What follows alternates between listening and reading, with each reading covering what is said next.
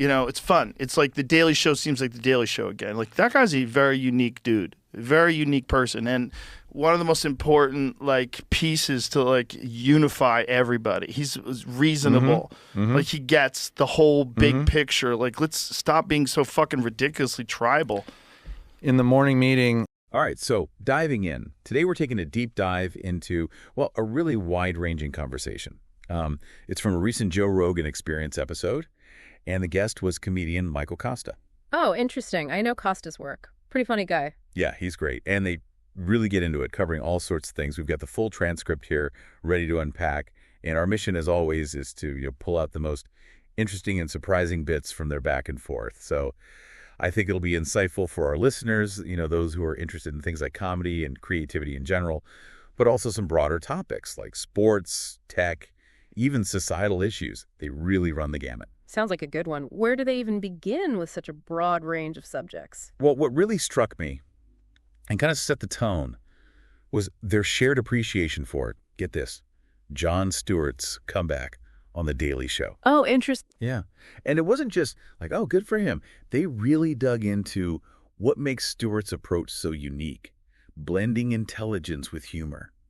Like real incisive commentary, but not afraid to throw in some, maybe even some lowbrow humor. I see. So kind of that ability to tackle serious topics with intelligence, but crucially without taking yourself too seriously. Exactly. It's finding that balance. And, the learner's all about that, right? Okay. We love exploring those complex, important ideas, but also not being afraid to have a little fun along the way. Absolutely. That's what keeps things engaging and accessible. Right.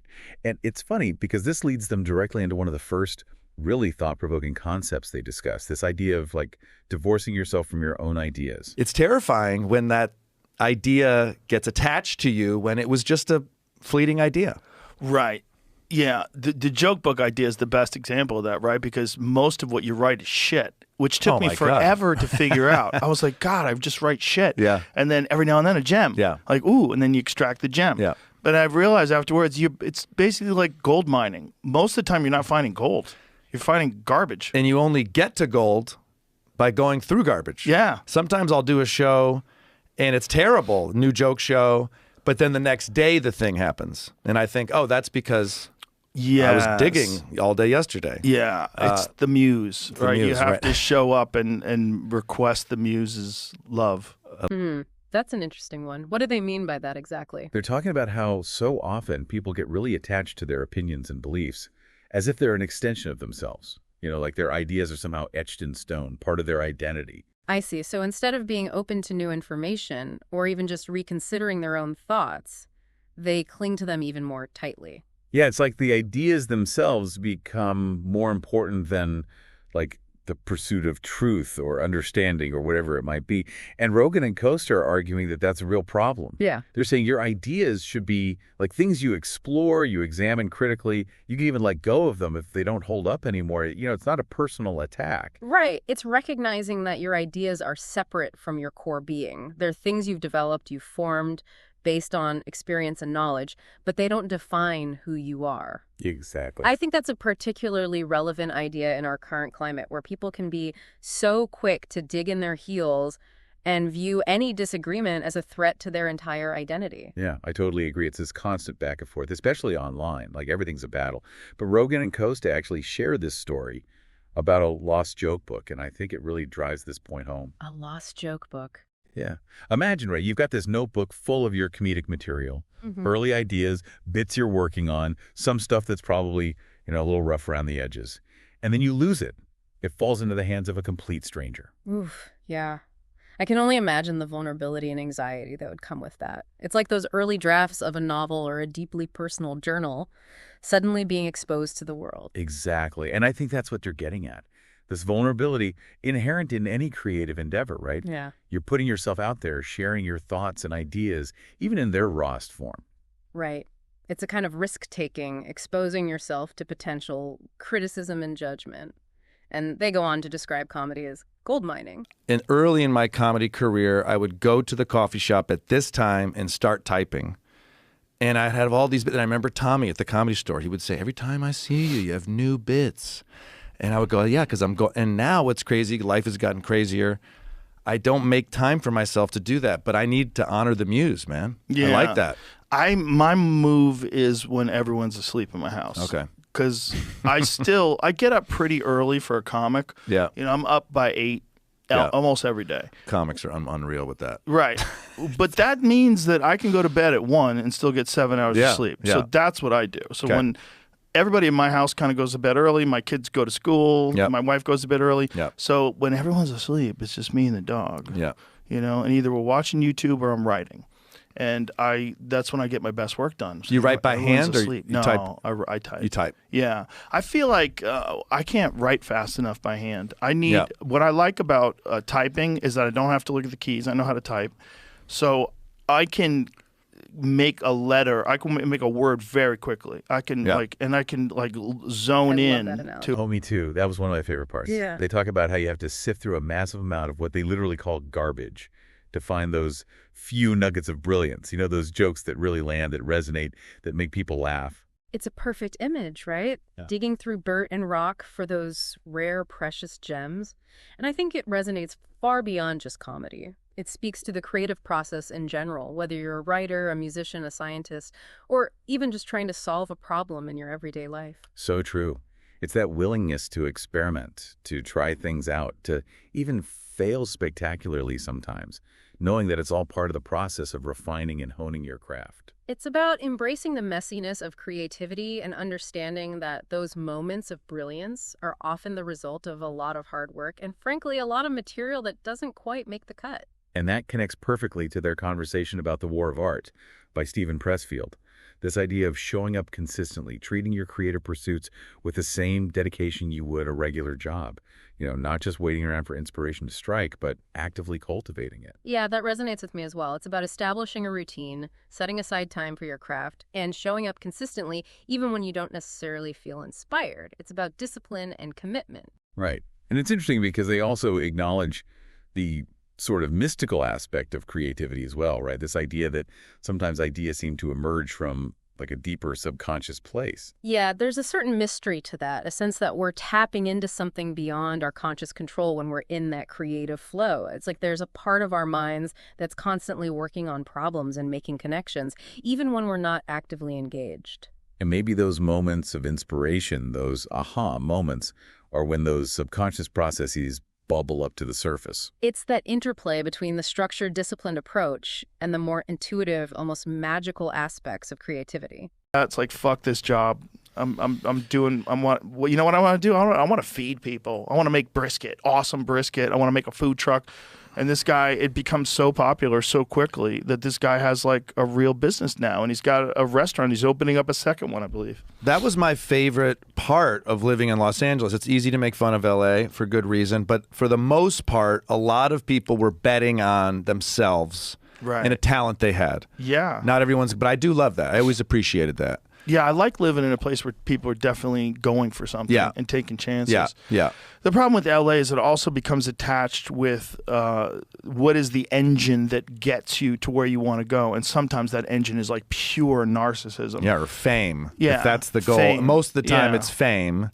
Which fuels the narcissism. Yeah. But I think a more interesting question is, how do we find the thing that we're meant to do? That Egyptian finance man found that brisket is his calling. That's fascinating. In his 30s. In his 30s. With a career. Right. Yeah. Right, with a career. Making money, having health care, still decided to Living give it up. in Egypt, by the way. Yeah. It's not even close to Austin, Texas. And he comes here he doesn't just decide to make barbecue. He decides to make barbecue in the home of barbecue. I mean, the place. Yeah. He's like, fuck it. If you want to learn jiu-jitsu, go to Brazil. Yeah. He went right to the heart of it all. I remember I was coaching tennis at University of Michigan. I was making $31,000 a year.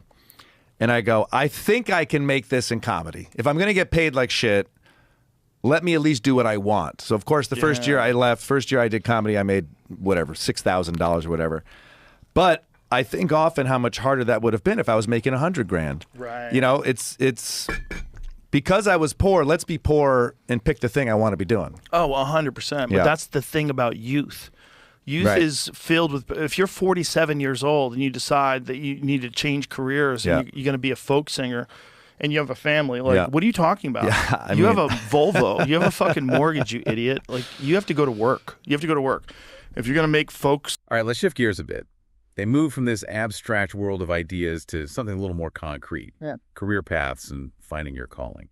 And they share this amazing story about an Egyptian finance professional who, in his 30s, completely uproots his life and moves to Texas to become a barbecue pit master. Wow, talk about a dramatic career change. It really underscores that it's never too late to pursue your passions, even if it means making significant life adjustment. Right. It wasn't just some passing interest. He went all in, embraced this totally different world, and apparently became quite successful at it. It's inspiring to see someone make such a bold move, especially later in life when we might assume that our paths are already set. It challenges the notion that we're stuck in a particular career trajectory. And then they delve into their own personal stories, both starting out in comedy with very little money. They talk about how, in some ways, being financially strapped actually made it easier to take those initial risks. Yeah, that resonates with me.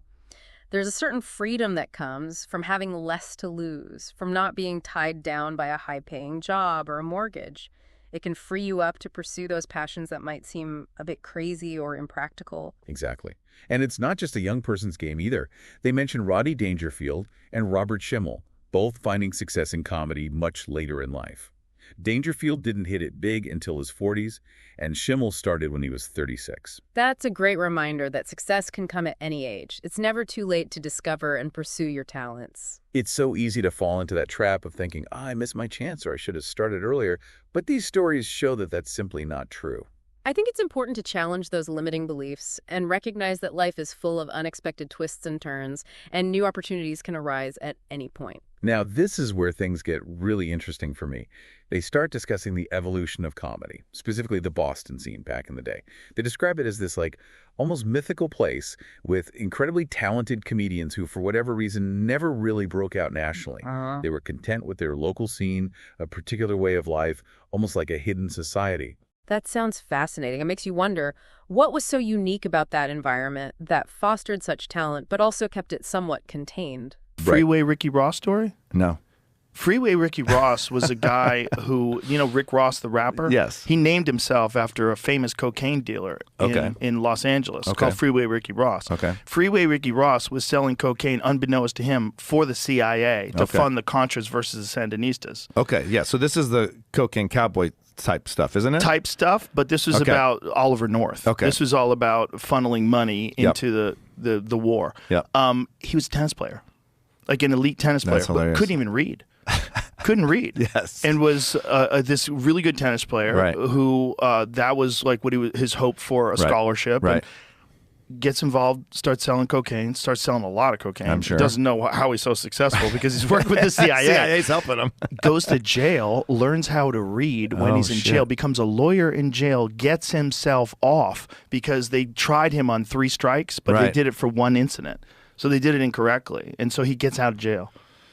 So incarceration educated him to the point where he got himself out. But his origins are as a tennis player. As a tennis player. He's a tennis player, like a really good tennis player. You know, Menendez brothers, excellent tennis players. One of them played at UCLA. Maybe not the best example. One guy's I'm talking about a guy from South Central LA who can't read. True. Just to say it's not necessarily an elite sport. That's it what you're doesn't have saying. to be. It's just a sport. I agree. And all you need is a court. I mean, it seems pretty cheap.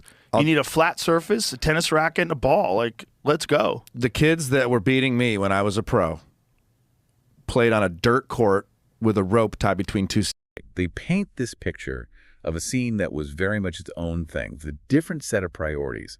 It wasn't about chasing fame and fortune. It was about honing your craft among your peers and living a certain lifestyle. They even mentioned some, shall we say, colorful details about their pastimes. And then there's this anecdote about Billy Crystal, who was already pretty well known, supposedly bombing on stage in Boston. Wow, really? That's telling. It suggests that the Boston scene had its own unique standards and expectations, and maybe audiences there weren't easily impressed by outside fame. It sounds like a really fascinating and somewhat insular world. And then, of course, they contrast that with the current landscape of comedy, where the internet plays such a huge role. You can go viral overnight, build a following online, and bypass the traditional path of clubs and late-night shows. It's a complete paradigm shift, right? It's made comedy more accessible than ever, both for performers and audiences. But it's also changed the dynamics of the art form itself. There's a different kind of pressure now. They seem a little nostalgic for that older, more polished approach where you really had to work your material on stage night after night to refine it. But they also acknowledge the benefits of this new era, how comedians can connect with a much wider audience and build a following in ways that were never possible before. It's a fascinating tension, right? That balance between preserving the craft and tradition of stand-up comedy while also adapting to and embracing these new platforms and ways of engaging with audiences. Okay, now they switch gears completely and start talking about, of all things, the appreciation of skill and technique, using tennis as an example. And I thought this was so insightful.